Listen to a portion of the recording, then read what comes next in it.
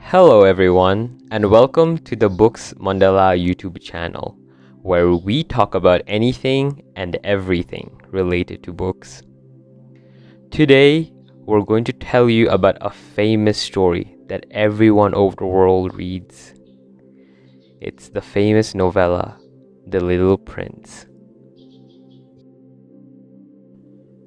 The Little Prince, or Le Petit Prince, written by Antoine de Saint Exupery, is a short novella about the paradoxes of adulthood and the loneliness of growing up. It's a story about an aviator, which is an old word for pilot, who finds himself in the desert with an unusual boy. Both of them have fallen from the sky. It's a story about the naivety and pureness of youth, teaching an adult to find joy in the stars. It's a story about love and friendship, the matters of your heart, of things that you can only feel instead of know. Now, once upon a time, there was an aviator who was lonely among men.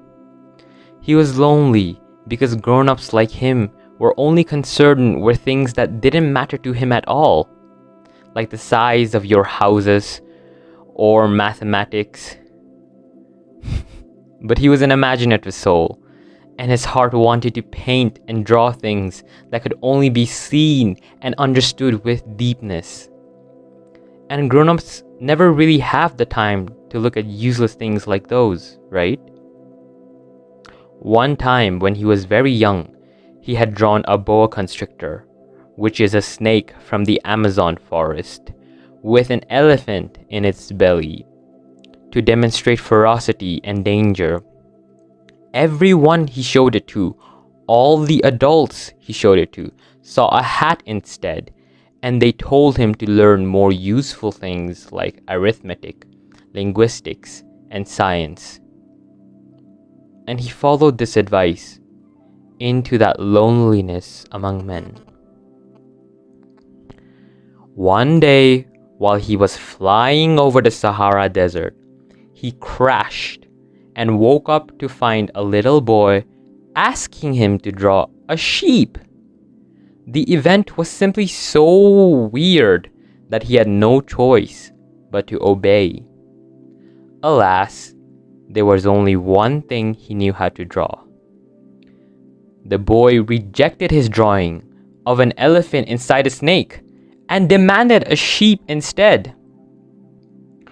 Though surprised that the boy saw the drawing for what it really was, the aviator drew a sheep for him to the best of his abilities. But again, the boy rejected it, claiming it was too sick. And this went on and on, with the sheep being too old or the sheep being a ram instead. Finally, after the fourth rejection, the frustrated aviator drew a box with holes in it and told the boy the sheep was inside. And this the boy accepted. And that is how the narrator of The Little Prince actually came to meet the Little Prince. The Little Prince was mysterious and elusive, and also a little sad for some reason. But over time, the aviator came to know his story, bit by bit. The Little Prince had come from an asteroid barely bigger than himself, with 3 volcanoes and hidden baobab seeds within its soil. Every day, the Little Prince would dutifully clean his volcanoes and dig up any sprouting baobab seeds, because his small asteroid was always in danger of being overrun by humongous, terrifying baobab trees. One day, a new seed appeared on his planet, and the prince waited and waited for it until it bloomed into a beautiful rose, unlike anything he had ever seen. The rose for all her precious beauty was very vain, and soon became very nagging and demanding, pestering the prince constantly about the cold and imaginary winds, at the same time bragging about her 4 thorns and her beauty. And the prince had to keep on caring for her, putting up wind shields, putting her in a glass cage. Eventually, the prince grew tired of her and decided to leave the asteroid. Only now, too late, did the little prince realize that his Rose, as annoying as she was, had indeed loved him so very much. She had not showed it with her words, but she had shared with him her fragrance and her beauty. Too bad, the little prince had been too young to understand and appreciate her grace. And so, after the little prince left, he wandered through space, meeting curious figures along the way. On one planet, he met a grandiose king who was lonely for someone to rule over. On another, an alcoholic who drank to forget his shame of being an alcoholic. A businessman who counted all the stars he could see to own them without enjoying them for what they really were. A lamplighter on a planet where the day was 1 minute long, so he had to light and snuff the lamp every 30 seconds. A geographer who did not believe in recording temporary things like flowers. The little prince traveled all these different planets and met all these weird people, and found himself increasingly confused with grown-ups until he came to our little planet, Earth. Unfortunately, the little prince landed in the largest desert in the world.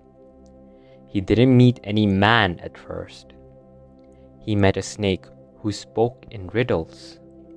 The snake told him of the loneliness among men, the massiveness of planet Earth, and of the little prince's own innocence. The snake promised to help him one day if the little prince grew too homesick to send him back to the place he came from. Similar to his journey among the stars, the little prince wandered the planet to meet a cast of curious characters, but this time they were much more mysterious on our little planet. A bland flower in the sand, an echo in the mountains, a railway worker sending travelers back and forth, a merchant selling pills to quench your thirst, and a garden full of roses just like his own. Encountering this garden full of the rose that he thought was unique to him, the little prince was overcome with sadness and couldn't help but cry and cry. It was then the little prince met the fox for the first time.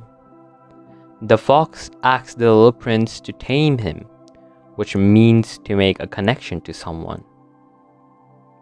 To be tamed by someone, he explained, was learning to love them. While he was one fox among 100,000 just like him, if he were to be tamed by the little prince, they would learn to need each other. Among all the 100,000 men and all the 100,000 foxes in the world, they alone would know each other. And so, the little prince decided to tame the fox. Slowly, gradually, day by day, because taming someone takes time and ritual, the fox and the little prince grew to be closer and closer. The fox, previously so bored by the stupidity of chickens and the regular routine of hunters, slowly began to find joy in the smallest things. The little prince's footsteps as he walked towards him, and the color of wheat, which reminded him of the little prince's beautiful gold hair.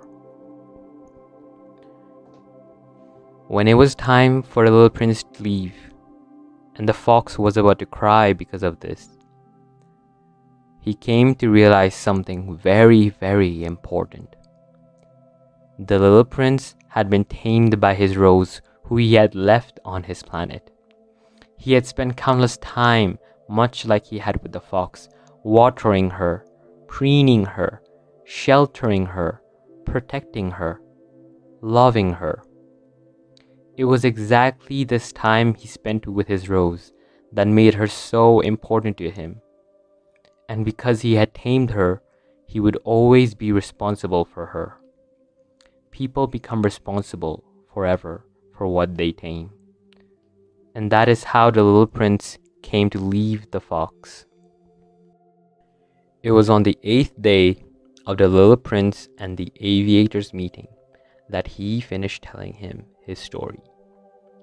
Coincidentally, their water supply ran out, and the prince and the aviator took to the desert to look for a well.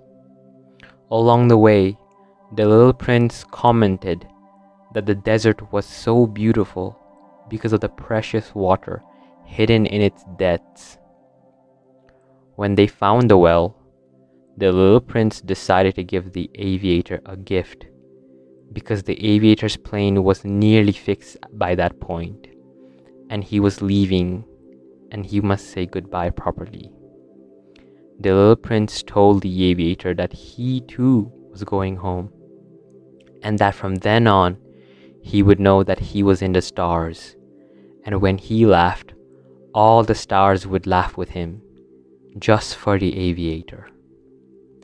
In the end, on their last night together, the little prince left the aviator and looked for the snake he had met so long ago. The snake bit him and sent him back home. The aviator was sad, of course, but he never stopped drawing again, and he wrote this book and shared it with the world. At the core of the little prince is a simple truth that a lot of us have forgotten, and only a few of us ever learn again. That the true value of things can only be felt with your heart, rather than seen with your eye. Like the fox says in the book, what is essential is invisible to the eye. All these grown-ups in this book, and all of us, tend to get too focused on quantities, appearances, social status, logic. But underneath it all, aren't we all striving for something else? Isn't it more important to be with those we love? Isn't it more important to do things that bring you joy rather than follow the status quo? Isn't it more important to know the character and personality of someone than their salary, their looks, or their house?